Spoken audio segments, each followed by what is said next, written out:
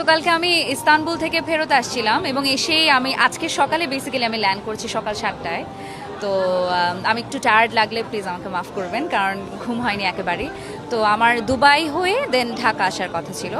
এয়ারপোর্টে যাওয়ার পরেই আমি শুনলাম যে প্রত্যেকটা ফ্লাইটই 2 ঘন্টা 3 ঘন্টা করে পিছিয়ে যাচ্ছে অথবা ক্যান্সেল হয়ে যাচ্ছে। এবং আমার তো এখানে শাকিলকে কমিটমেন্ট দেওয়া আছে, I have to B here. So আমার ইস্তানবুলের পরিবার, আমার ফ্রেন্ডসরা সবাই তাদের ফ্যামিলি বলছিল যে তুমি যেও না, 2-3 দিন থেকে যাও।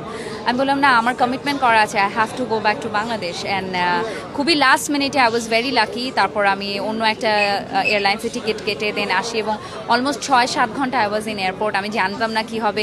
যদি দুবাই চলে যেতাম then I think it would have been like, কোথায় যে এখন থাকতাম আমি জানি না, বিকজ উই অল নো একটা খুবই ডিফিকাল্ট টাইমের মধ্যে দিয়ে যাচ্ছে এখন পুরো সময়টা।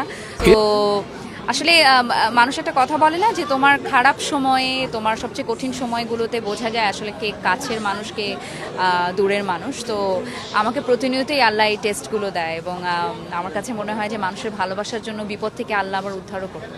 আমার কাছে প্রথমে মনে হয়েছিল যে হয়তোবা আমি টেক অফই করতে পারবো না, বাট যেহেতু ইন্টেনশনটা অনেক পিওর এবং আমার মনে হয় যে যারা এই ব্যবসার সাথে জড়িত, ব্যবসাও কিন্তু রিজিক কিন্তু একটা ইন্টেনশন, এটা পুরো জিনিসটাই কিন্তু একটা ভালো লক্ষ্যের জন্য থাকতে হয়। এবং যেহেতু ইন্টেনশনটা ওয়াজ পিওর ছিল, আমার মনে হয় আল্লাহর রহমতে I'm here and I'm very very happy.